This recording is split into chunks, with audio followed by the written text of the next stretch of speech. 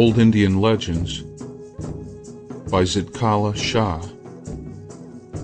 Recording by Robert Scott.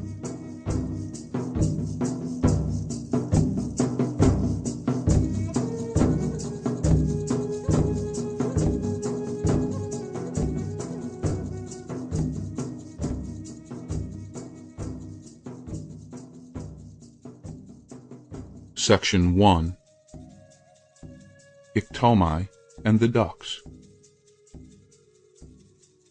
Iktomi is a spider fairy. He wears brown deerskin leggings with long soft fringes on either side, and tiny beaded moccasins on his feet. His long black hair is parted in the middle and wrapped with red bands. Each round braid hangs over a small brown ear and falls forward over his shoulders. He even paints his funny face with red and yellow, and draws big black rings around his eyes. He wears a deerskin jacket with bright-colored beads sewed tightly on it. Iktomi dresses like a real Dakota brave. In truth, his paint and deerskins are the best part of him, if ever dress is part of a man or fairy. Iktomi is a wily fellow. His hands are always kept in mischief. He prefers to spread a snare rather than to earn the smallest things with honest hunting. Why, he laughs outright with wide open mouth when some simple folk are caught in a trap, sure and fast. He never dreams another lives so bright as he. Often his own conceit leads him hard against the common sense of simpler people. Poor Iktomi cannot help being a little imp, and so long as he is a naughty fairy, he cannot find a single friend. No one helps him when he is in trouble. No one really loves him.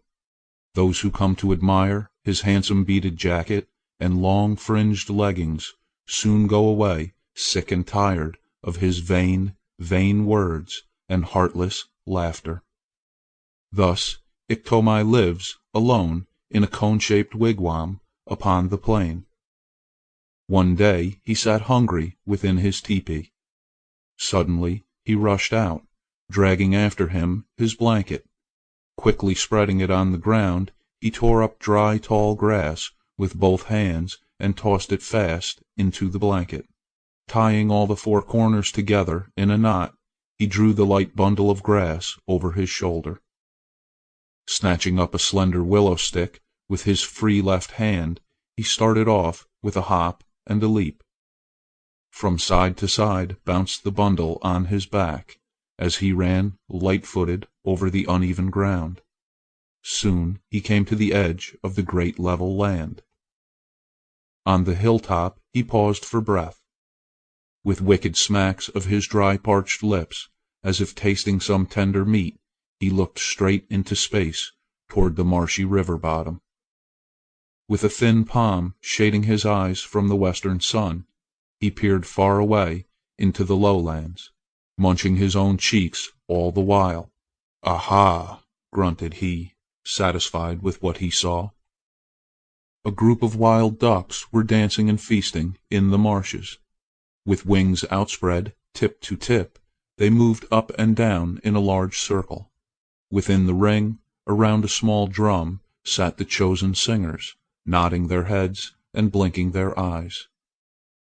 They sang in unison a merry dance song, and beat a lively tattoo on the drum. Following a winding footpath near by came a bent figure of a Dakota brave. He bore on his back a very large bundle. With a willow cane he propped himself up as he staggered along beneath his burden. "Ho! Who is there?" called out a curious old duck, still bobbing up and down in the circular dance. Hereupon the drummers stretched their necks till they strangled their song for a look at the stranger passing by. "Ho! Iktomi, old friend, pray tell us what you carry in your blanket. Do not hurry off. Stop! Halt!" urged one of the singers. "Stop! Stay! Show us what is in your blanket. cried out other voices. "My friends, I must not spoil your dance. Oh, you will not care to see if you only knew what is in my blanket. Sing on, dance on. I must not show you what I carry on my back," answered Iktomi, nudging his own sides with his elbows. This reply broke up the ring entirely. Now all the ducks crowded about Iktomi. "We must see what you carry. We must know what is in your blanket," they shouted in both his ears. Some even brushed their wings against the mysterious bundle. Nudging himself again, wily Iktomi said, "My friends, 'tis only a pack of songs I carry in my blanket." "Oh, then let us hear your songs," cried the curious ducks. At length Iktomi consented to sing his songs. With delight all the ducks flapped their wings and cried together, "Hoye! Hoye!" Iktomi, with great care, laid down his bundle on the ground. "I will build first a round straw house, for I never sing my songs in the open air," said he. Quickly he bent green willow sticks, planting both ends of each pole into the earth. These he covered thick with reeds and grasses. Soon the straw hut was ready. One by one the fat ducks waddled in through a small opening, which was the only entranceway. Beside the door Iktomi stood smiling as the ducks, eyeing his bundle of songs, strutted into the hut. In a strange low voice Iktomi began his queer old tunes. All the ducks sat round-eyed in a circle about the mysterious singer. It was dim in that straw hut, for Iktomi had not forgot to cover up the small entranceway. All of a sudden his song burst into full voice. As the startled ducks sat uneasily on the ground, Iktomi changed his tune into a minor strain. These were the words he sang: "Istokmus wasipo tuwaya tunwampi kinhan ista nisasapi kita," which is, "With eyes closed you must dance. He who dares to open his eyes, forever red eyes he shall have." Up rose the circle of seated ducks, and holding their wings close against their sides, began to dance to the rhythm of Iktomi's song and drum. With eyes closed they did dance. Iktomi ceased to beat his drum. He began to sing louder and faster. He seemed to be moving about in the center of the ring. No duck dared blink a wink. Each one shut his eyes very tight and danced even harder. Up and down, shifting to the right of them, they hopped round and round in that blind dance. It was a difficult dance for the curious folk. At length one of the dancers could close his eyes no longer. It was a Skiska who peeped the least tiny blink at Iktomi within the center of the circle. "Oh, oh!" squawked he in awful terror. "Run! Fly! Iktomi is twisting your heads and breaking your necks. Run out and fly! Fly!" he cried. Hereupon the ducks opened their eyes. There, beside Iktomi's bundle of songs, lay half of their crowd flat on their backs. Out they flew through the opening Skiska had made as he rushed forth with his alarm. But as they soared high into the blue sky, they cried to one another, "Oh, your eyes are red, red, and yours are red, red," for the warning words of the magic minor strain had proven true. "Aha!" laughed Iktomi, untying the four corners of his blanket. "I shall sit no more hungry within my dwelling." Homeward he trudged with nice fat ducks in his blanket. He left the little straw hut for the rains and winds to pull down. Having reached his own teepee on the high level lands, Iktomi kindled a large fire out of doors. He planted sharp-pointed sticks around the leaping flames. On each stake he fastened a duck to roast. A few he buried under the ashes to bake. Disappearing within his teepee, he came out again with some huge seashells. These were his dishes. Placing one under each roasting duck, he muttered, "The sweet fat oozing out will taste well with the hard-cooked breasts." Heaping more willows upon the fire, Iktomi sat down on the ground and crossed shins.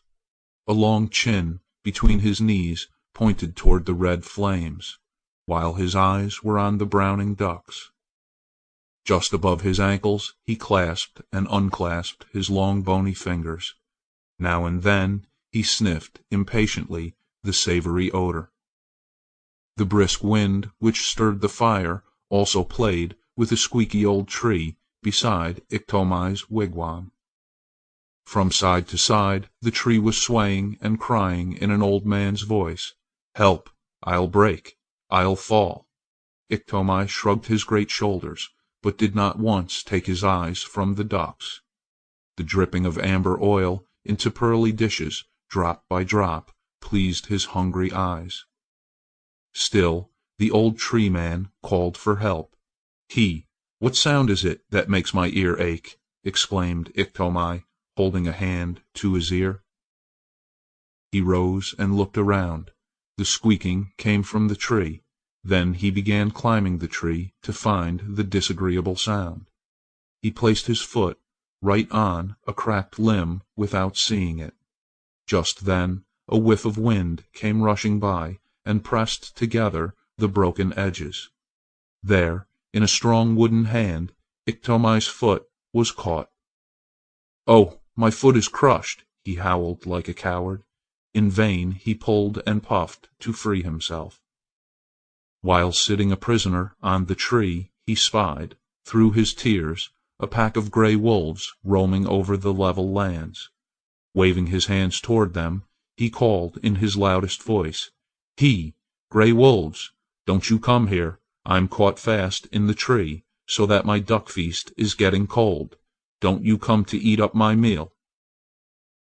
The leader of the pack, upon hearing Iktomi's words, turned to his comrades and said, "Ah, hear the foolish fellow!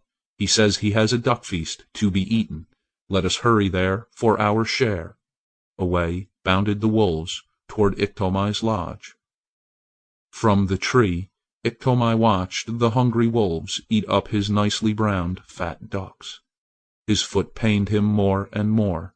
He heard them crack the small round bones with their strong, long teeth, and eat out the oily marrow. Now severe pains shot up from his foot through his whole body. "Hin, hin, hin!" sobbed Iktomi. Real tears washed brown streaks across his red-painted cheeks.